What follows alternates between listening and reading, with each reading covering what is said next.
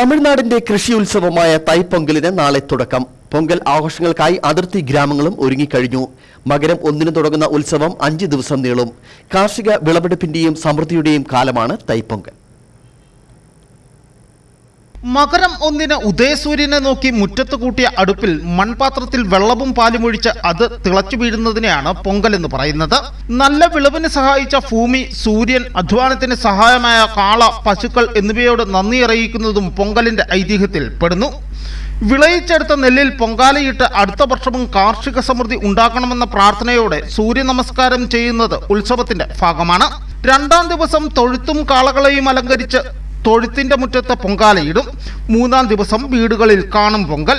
4-ാം ദിവസം ഗ്രാമവാസികൾ ഒരുമിച്ച് ഇന്ദ്രവിഴ എന്ന പേരിൽ തെരുവുകളിൽ പൊങ്കാലയിട്ട് എല്ലാവർക്കും വിതരണം ചെയ്യും. പൊങ്കലിന് അരിയും ശർക്കരയും ഉപയോഗിക്കുന്നു.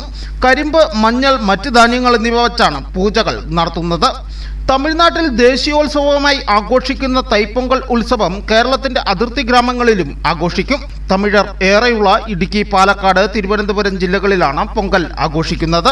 പൊങ്കലിന് ആവശ്യമായ കരിമ്പ്, പൂലപ്പൂ എന്നറിയപ്പെടുന്ന ഒരുതരം പൂവ്, മഞ്ഞൾ, കോലപ്പൊടി വിൽപ്പന തകൃതിയായി നടക്കുന്നു. ഈ പ്രാവശ്യം നല്ല രീതിയിൽ കരുമ്പ് കച്ചവടം நல்லா இருக்குது.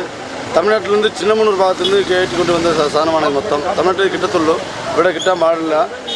ഇപ്പോൾ വന്നിട്ട് നല്ല ഒരു രീതിയിൽ വ്യാപാരം നടന്നിട്ട് ഇருக்கு. പൂക്കളും മാവിലയും കോർത്തുണ്ടാക്കുന്ന കാപ്പുകെട്ട് വീടിന്റെ മുൻഭാഗത്ത് തൂക്കിയിടും. ഇത് ഐശ്വര്യത്തിനും കൃഷി സമൃദ്ധിക്കും രോഗങ്ങളിൽ നിന്ന് രക്ഷ നേടുന്നതിനും ഉത്തമമെന്നാണ് വിശ്വാസം. News bureau, Udumbanchola.